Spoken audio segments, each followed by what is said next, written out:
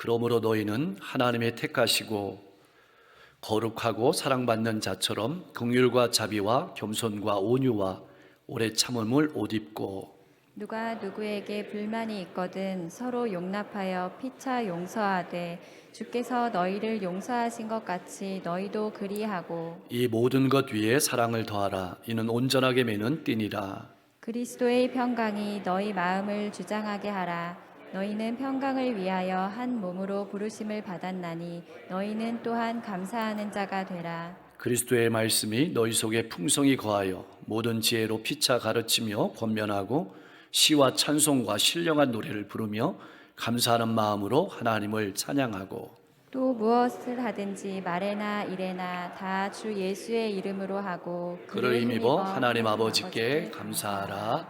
아멘. 그리스도인이 된다는 것은 단지 예수님을 선택한다는 것만은 아닙니다. 그것은 내 결심과 의지를 넘어섭니다. 그리스도인이 된다는 것은 그리스도인답게 사는 것을 의미합니다. 내 삶이 믿음과 조화가 되고 어울려야 한다는 뜻입니다. 그래서 이것을 10절 말씀에서는 새 사람을 입는다라고 표현을 했습니다. 그렇다면 새 사람을 입는다는 것은 무엇일까요? 우선은 옛사람을 벗어버려야 합니다. 옛사람이란 예수 믿기 전에 삶을 말하는 겁니다. 세상의 오락이나 세상의 문화, 세상의 가치를 따라 살던 삶을 벗어버린다는 것입니다.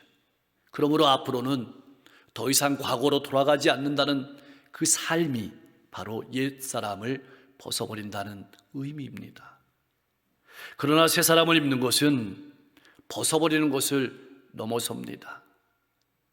벗어버린 자리에 주님의 성품으로 채워야 합니다. 세상의 문화나 세상의 가치가 빠져나간 자리에 하나님의 말씀으로 채워야 합니다. 이것이 새 사람을 입는다는 표현입니다. 왜 이렇게 살아야 하는 걸까요? 그리스도인은 세상의 원리를 따라 사는 사람이 아닙니다. 그리스도인은 예수와 함께 죽고 예수와 함께 산 사람이기 때문에 그렇습니다. 사람은 누구나 저마다의 옷을 입고 살아갑니다. 소방관은 소방관의 옷을 입습니다. 의사는 의사의 옷을 입습니다. 판사는 판사의 옷을 입습니다. 군인은 군인의 옷을 입습니다. 그 옷은 그 사람이 어떤 사람임을 나타내 줍니다. 그렇다면 그리스도인은 어떤 옷을 입고 살아야 하는 것일까요? 주일 성수의 옷도 입어야 하고 헌금의 옷도 입어야 하고 봉사의 옷도 입어야 합니다. 그러나 그것보다 먼저 우리는 우리가 누구인지에 대해서 잘 알아야 합니다. 오늘 말씀해 보니까 하나님께서 택하신 거룩하고 사랑받는 자. 그래서 12절 말씀은 이렇게 옷 입을 것을 우리에게 말씀하고 있습니다. 긍휼, 자비, 겸손, 온유, 오래 참음. 그런데 여러분, 앞에 써 있는 이 글씨들을 자세히 살펴보십시오. 똑똑한 것과는 상관없습니다. 내 경제적인 이득과도 상관이 없습니다. 부지런한 것과도 상관이 없습니다. 무엇보다 이런 성품들은 우리에게 표현되던 단어가 아닙니다. 이 단어는 하나님께 표현되는 단어였습니다. 긍휼이 풍성하신 하나님, 자비하신 하나님, 오래 참으시는 하나님. 그런데 이 단어를 우리에게 썼습니다. 우리 힘으로는 할 수 있는 일이 아닙니다. 하나님이 우리에게 힘 주실 때 가능한 것이 바로 이 성품입니다. 내 자아를 십자가에 못 박을 때 가능합니다. 긍휼은 무엇일까요? 고통당하는 사람을 향해서 마음으로부터 우러나오는 공감을 말합니다. 예수님께서 행하신 사역은 모두가 긍휼의 사역입니다. 아픈 영혼을 바라볼 때 치료하기 이전에 그 아픈 영혼과 같은 마음을 느끼셨습니다. 그게 긍휼입니다. 자비는 좋은 행동으로 상대방의 필요를 채워주는 건데 잠잠히 채워주는 걸 말합니다. 우리말로 하면 나팔 불지 않는 것을 말하는 것이죠. 누가 알아주지 않아도, 드러나지 않아도 채워주는 것, 이걸 자비라고 말합니다. 겸손은 내가 누구인지 정확하게 아는 것을 말합니다.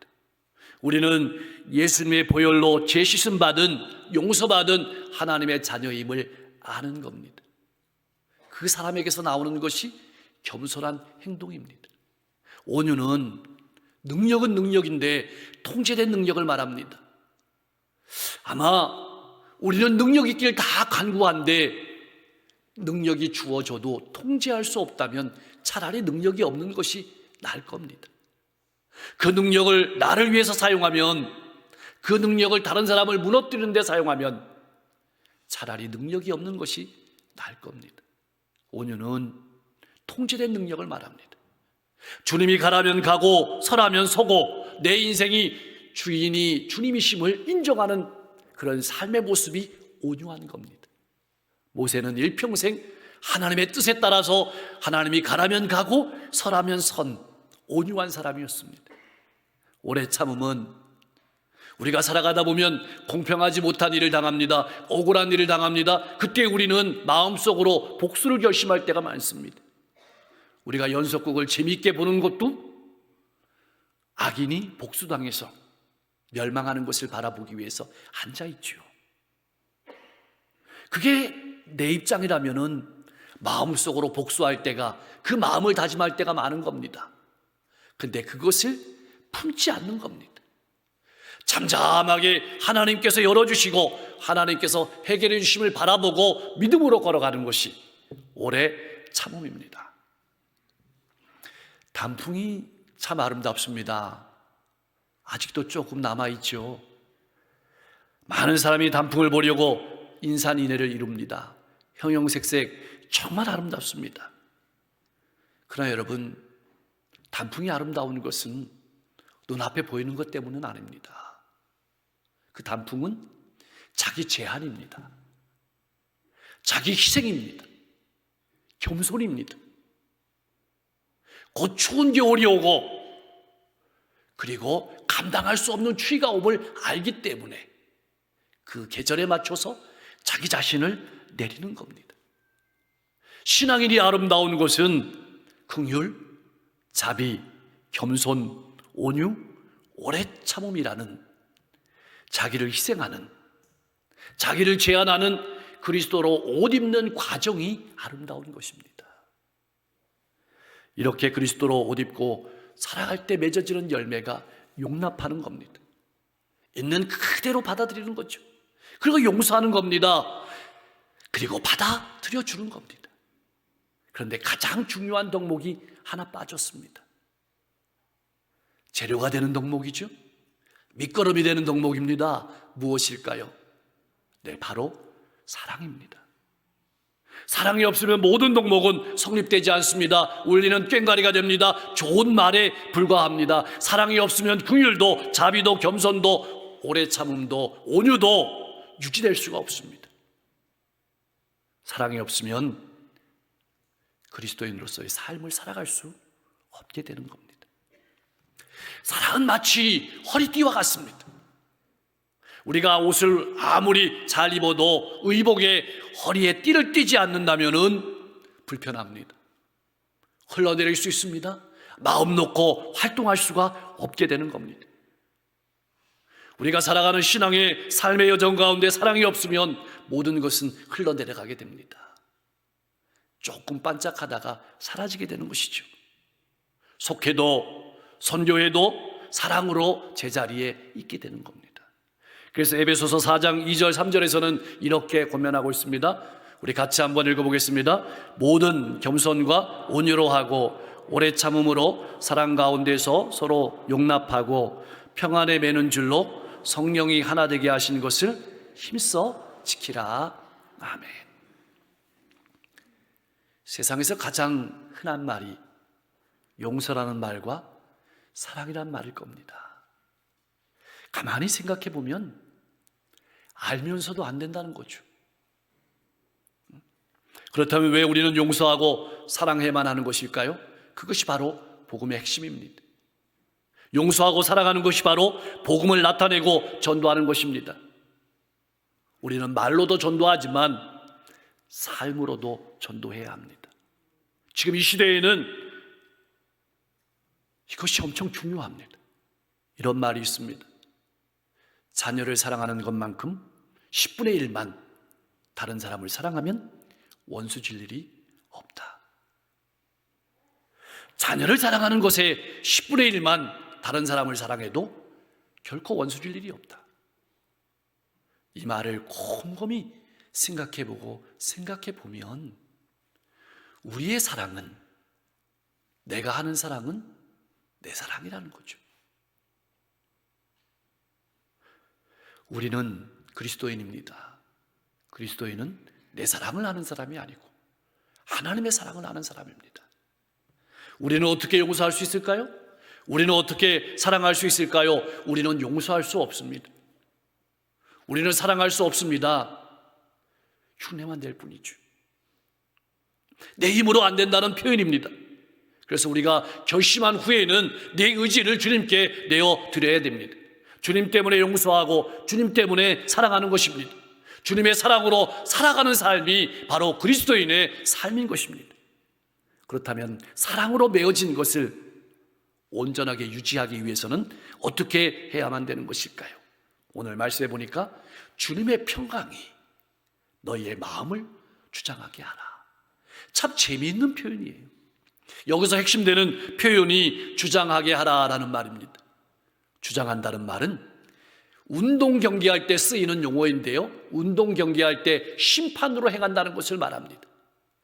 파울이 일어났을 때, 문제가 생겼을 때, 우리의 인생 가운데 고민이 생겼을 때, 우리 인생 가운데 문제가 발생했을 때 어떤 것을 기준으로 판단할 것이냐, 이게 주장하다는 뜻입니다.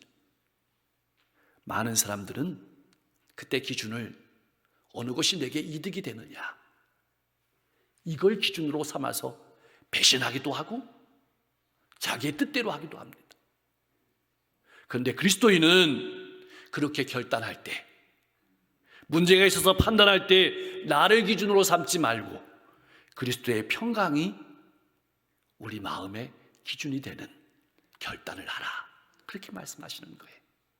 마음에 하나님이 주시는 평강을 따라서 결단하라, 그렇게 말씀하시는 겁니다. 사랑하는 성도 여러분, 꼭 기억하십시오. 그리스도로 옷 입으려면 그리스도의 평강이 우리의 마음을 주장해야 합니다.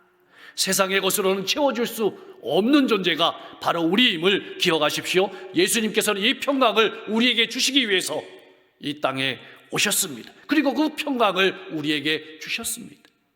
요한복음 14장 27절에서 예수님께서는 따르는 무리에게 이렇게 말씀하셨습니다. 우리 같이 한번 읽어보겠습니다. 평안을 너희에게 끼치노니 곧 나의 평안을 너희에게 주노라. 내가 너희에게 주는 것은 세상이 주는 것과 같이 아니하리라. 너희는 마음에 근심하지도 말고 두려워하지도 말라. 부활하신 후에 예수님께서 제자들에게 나타나셔서 처음 하신 말씀이 평안하뇨? 이렇게 물었습니다. 그러면서 이렇게 말씀하십니다. 아버지께서 나를 보내신 것과 같이 나도 너희를 보내노라. 이 평강을 가지고 와란 말입니다. 이 평강을 위해서 우리가 부름받았습니다. 하나님과 평화하고 성도와 평화하기 위해서 부름받았습니다. 성도와 평화하고 세상의 사람들과 평화하기 위해서 우리가 부름을 받은 것입니다. 이것을 기억하십시오. 오늘날 많은 사람들이 돈을 추구합니다. 권세를 추구합니다. 명예를 추구합니다. 왜 그럴까요? 그 핵심은 평안입니다. 돈이 있으면 평안할 줄 아는 겁니다. 명예가 있으면 평안할 줄 아는 겁니다. 권세가 있으면 평안할 줄 아는 겁니다. 그러나 아무리 명예로 자기의 몸을 감싼다 할지라도 거기에 평안은 없습니다. 누가복음 12장 19절 말씀에 보면 어리석은 부자는 풍성한 수확을 거두고 속으로 이렇게 말합니다. 내 영혼아, 여러 해 쓸 물건을 많이 쌓아두었으니 평안히 쉬고 먹고 마시고 즐거워하자. 이 부자는 물질로 평안을 얻고자 했습니다. 그러나 하나님께서 이렇게 말씀하십니다. 어리석은 자여, 오늘 밤에 내 영혼을 도로 찾으리니 그러면 내 준비한 것이 누구의 것이 되겠느냐. 물질 안에, 명예 안에, 돈 안에 평안이 없다고 하시는 겁니다. 그럼 어디에 평안이 있을까요? 주님 안에 있습니다. 말씀 안에 있습니다. 복음 안에 있습니다. 그래서 빌립보서 4장 6절 7절 말씀에서는 기도할 때 평안을 주신다고 말씀하셨습니다. 아무것도 염려하지 말고 다만 모든 일에 기도와 간구로 너희 구할 것을 감사함으로 하나님께 아뢰라. 그리하면 모든 지각에 뛰어난 하나님의 평강이 그리스도 예수 안에서 우리의 마음과 생각을 확 붙들어 주는 겁니다. 그래서 우리로 하여금 긍휼의 열매가, 우리로 하여금 자비의 열매가, 온유의 열매가, 오래 참음의 열매가 나타나게 하는 것입니다. 데살로니가전서 5장 16절에서 18절은 이렇게 노래하고 있습니다. 우리 같이 한번 읽어보겠습니다. 항상 기뻐하라, 쉬지 말고 기도하라, 범사에 감사하라. 이것이 그리스도 예수 안에서 너희를 향하신 하나님의 뜻이니라. 아멘. 숨이 탁 막히는 얘기예요. 어떻게 항상 감사할 수 있죠? 어떻게 항상 기뻐할 수 있죠? 기도할 때 기쁨이 넘치고 감사하는 삶을 살아가게 되는 겁니다. 하나님의 말씀을 붙들고 기도할 때 평강이 넘치고 감사가 나오게 되는 것입니다. 어떠한 상황 가운데서도 감사하는 복된 삶이 될 수 있기를 소망합니다. 그렇다면 어떻게 하면 우리가 그리스도의 향기를 꾸준히 드러내면서 일평생 감사하며 찬송하는 인생이 될 수 있을까요? 16절 말씀에 기록되어 있어요. 늘 우리의 마음에 하나님의 말씀이 자리 잡아야 합니다. 풍성이 거하여 라는 말은 말씀이 마음속에 자리 잡아서 선한 영향력을 끼친다는 뜻입니다. 우리의 인생의 길과 목적이 분명해진다는 뜻입니다. 그럴 때 가르침이 나옵니다. 권면이 나옵니다. 감사한 마음으로 찬양하는 예배가 있게 되는 겁니다. 찬양은 감사의 열매입니다. 찬양은 신앙생활의 꽃입니다. 내 입술에 내 삶의 찬양이 사라진다는 것은 감사가 사라진다는 겁니다. 이제 우리는 늘 기억하며 살아야 됩니다. 그리스도인은 어디에 있든지 무엇을 하든지 무슨 말을 하든지 그리스도인입니다. 그러므로 무엇을 하든지 그리스도의 이름을 힘입어서 그리스도의 이름을 높여야 합니다. 그렇다면 어떻게 하는 것이 주님의 이름을 높이는 것일까요? 어떻게 하는 것이 주님의 향기를 드러내는 것일까요? 우리의 삶을 주님의 성품으로 채우는 것입니다. 위의 것을 추구하고 찾는 사람이 바로 그리스도인입니다. 감사의 마음이 있으면 찬양이 나옵니다. 감사의 마음이 있으면 평화가 나옵니다. 사랑이 나옵니다. 감사가 녹아든 것이 찬양입니다. 찬양 속에 감사가 있습니다. 감사 없는 찬양은 뿌리가 없는 것입니다. 감사하면 사랑합니다. 긍휼, 자비, 온유, 오래 참음, 겸손의 열매가 맺혀지게 되고 평화하게 되는 것입니다. 그러므로 감사에 감사를 더하십시오. 감사는 우리의 마음을 열게 합니다. 우리를 사랑으로 옷 입혀줍니다. 감사하는 마음이 없으면 비교와 불평이 끊이지 않게 되는 겁니다. 사랑하는 성도 여러분, 우리가 사회생활하면서 가정생활하면서 교회생활하면서 가장 어려운 것이 무엇일까요? 일일까요? 아닙니다. 관계가 어렵습니다. 일이 우리를 아프게 하는 게 아닙니다. 사람이 우리를 아프게 합니다. 힘들게 합니다. 성도 간의 조화로운 삶은 사람의 힘으로는 절대로 불가능합니다. 이것은 오직 그리스도의 평강을 소유할 때만이 가능합니다. 주님께서 우리를 용서하셨습니다. 우리처럼 주님의 마음을 아프게 한 사람도 없을 겁니다. 내 마음대로 갔습니다. 내 길로 갔습니다. 내 마음대로 행했습니다. 그런데도 주님은 영혼들을 용서하시고 끝까지 지켜보시면서 사랑해 주셨습니다. 그래서 우리가 감사한 겁니다. 이것을 나타내는 삶이 바로 그리스도인의 삶입니다. 본문에서 우리가 주의 깊게 바라봐야 될 것은 이 감사가 권고가 아니라는 겁니다. 해도 좋고 안 해도 좋고 이것이 아니고 이 감사는 명령입니다. 반드시 해야 된다는 겁니다. 감사하면 살고 감사하지 않는 삶은 반드시 열매가 없고 죽게 된다는 겁니다. 감사하지 않으면 찬양이 사라지고 주님의 옷을 입지 못하기 때문에 비교와 판단, 그리고 남을 정죄하게 되는 겁니다. 다른 사람도 죽이고 자신도 죽게 되는 겁니다. 신앙생활의 모든 것의 양념이 감사입니다. 그래서 골로새서 4장 2절 말씀에는 기도에 감사함으로 깨어있으라, 그렇게 말씀하고 있습니다. 사랑하는 성도 여러분, 감사하는 성도가 되십시오. 성도는 감사하는 사람입니다. 이 말은 하나님께만 감사란 말이 아닙니다. 사람에게도 감사해야 되고 서로에 대해서 감사해야 됩니다. 감사하지 않는 사람은 신앙인이 아니다, 이렇게 성경은 우리에게 말하고 있는 겁니다. 자녀들은 부모에게 감사하십시오. 낳아주고 길러준, 오랜 세월 동안 사랑으로 보살펴준 부모에게 진심으로 감사하고 그 감사를 표현하며 산다면 얼마나 행복한 가정이 되겠습니까? 부모가 나에게 해준 것이 뭐냐, 그렇게 말한다면 가정은 지옥이 될 겁니다. 부모님은 자녀에게 감사하십시오. 자녀를 통해서 하나님의 사랑을 알아가게 하시고 은혜 받게 하셔서 감사할 수 있는 것입니다. 다른 이들에게도 감사를 표현하십시오. 사랑하는 성도 여러분, 꼭 기억하십시오. 감사는 선택하는 것입니다. 우리가 살아가다 보면 안 좋은 일들이 많습니다. 어려운 일들이 많죠. 우리는 안 좋은 일 때문에, 어려운 일 때문에 무너진다고 생각합니다. 아닙니다. 안 좋은 일 때문에 무너지면 믿음의 선배들은 다 무너졌습니다. 우리가 무너지는 것은 안 좋은 일 때문이 아니고 안 좋은 일에 대한 반응 때문입니다. 어려운 일에 대한 반응 때문입니다. 어떤 분은 그 어려운 일을 하나님의 은혜를, 하나님의 사랑과 하나님의 복을 받을 기회로 바라보고, 어떤 사람은 그것을 재수 없다고 바라봅니다. 여기에서 갈리는 겁니다. 여러분, 감사는 또한 표현해야 되는 겁니다. 10명의 문둥병자가 예수님께 고침을 받았습니다. 그러나 오직 한 명의 사마리아인 문둥병자만이 예수님의 발 앞에 엎드려 감사를 표현했습니다.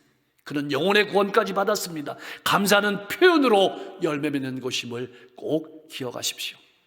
사랑하는 성도 여러분, 감사거리가 있어서만 감사한 것은 아닙니다. 이미 우리는 하나님께 한량없는 은혜와 사랑을 받은 사람입니다. 물어봅니다. 지금 이 시대에도 감사할 수 있습니까? 코로나에도 감사할 수 있습니까? 연약함에도 감사할 수 있습니까? 없음에도 감사할 수 있습니까? 부족함에도 감사할 수 있습니까? 하나님께서 우리의 믿음을 보신다는 말은 무슨 의미일까요? 하나님께서 우리 마음속에 감사가 있느냐를 보신다는 의미일 겁니다. 범사에 감사하십시오. 감사의 예외가 되는 때는 없습니다. 안 좋은 일에도 감사하십시오. 왜냐하면 하나님께서는 그 일도 변하여 하나님의 축복으로 바꾸실 줄 믿기 때문입니다. 사랑하는 성도 여러분, 예수 그리스도로 옷 입으십시오. 사랑으로 묶으십시오. 주님이 주시는 평안으로 결단하십시오. 기도에 감사함으로 깨어 있으십시오. 그리고 감사함으로 찬송하십시오. 감사를 선택하고 표현하십시오. 항상 주님으로 말미암아 하나님께 감사하고 찬양하는 여러분 되시기를 주님의 이름으로 간절히 축원합니다. 하나님, 우리 성도님들이 지난 한 주도 지난 1년도 어려운 시대였지만 하나님의 은혜 가운데 살아왔습니다. 감사합니다. 이제 앞으로의 삶을 바라보면서 하나님 앞에 간구합니다. 우리 성도님들이 세상의 문화와 세상의 가치를 따라 살지 않고 하나님의 말씀을 따라 살아가게 하여 주옵소서. 예수 그리스도의 성품으로 옷 입고 용서하며 용납하며 사랑하며 살아가게 하옵소서. 주님이 주시는 평안으로 살게 하시고 평화의 사람으로 살아가게 하여 주옵소서. 감사하며 찬양하게 하시고 감사에 감사를 더하는 신앙인 되게 하여 주옵소서. 성숙한 성도로 가정과 일터와 이웃 가운데 서게 하시고 우리 모든 성도님들의 가정이 찬송의 소리가 울려 퍼지는 행복한 가정이 되게 하실 때 자녀는 부모의 은혜에 감사하고 부모는 자녀로 말미암아 감사하는 행복한 가정 천국을 이루게 하옵소서. 그러한 성도와 가정이 모인 우리 교회가 건강한 교회가 되어 이 지역과 시대를 향해서 하나님의 귀한 선한 영향력을 드러내며 살아갈 수 있도록 인도해 주옵소서. 오늘까지도 하나님의 은혜 가운데 열매 맺었지만 앞으로 우리 성도님들의 삶 가운데 풍성한 열매가 맺어져서 하나님을 기쁘시게 하는 삶이 되게 하옵소서. 환우들을 위해서 기도합니다. 하나님 그 환부에, 그 인생에 찾아가 주셔서 환부를 깨끗하게 치유하여 주시고 인생을 새롭게 하시고 힘있게 하여 주시옵소서. 자녀들의 앞길을 열어주실 때 신앙의 문을 열어주시고 진로의 문을 열어주시고 관계의 문을 열어주옵소서. 성도님들의 가정을 축복하시고 직장을 축복하실 뿐만 아니라 사업장을 복 주시옵소서. 한 주간도 우리 교회 안팎의 사역들이 풍성한 열매 맺게 하시고 특별히 우리 선지자님들의 발걸음을 힘있게 하여 주옵소서. 이의원, 한혜숙 선교사님, 이한나 선교사님, 이제 탄자니아로 새롭게 귀임하시는 김영백, 윤명성 선교사님 특별히 기억하여 주셔서 영육을 강건케 하시고 날마다 구름기둥과 불기둥으로 인도하여 주셔서 탄자니아의 수많은 영혼들을 구원하는 축복의 통로로 기적의 주인공으로 복되게 쓰임받게 하여 주실 때 사람을 더하시고 물질을 더하시고 건강을 더하시고 은혜와 사랑을 더하여 주셔서 풍성한 열매 가득하게 하옵소서. 한 주가 우리 앞에 놓여 있습니다. 성도들의 삶 가운데 복 주셔서 일평생 마음껏 쓰고 베풀고 나눠도 부족함이 없게 하시고 하나님께 드리며 많은 사람들에게 주님의 향기를 드러내는 복된 삶을 살아가게 하옵소서. 예수님의 이름으로 간절히 기도하옵나이다.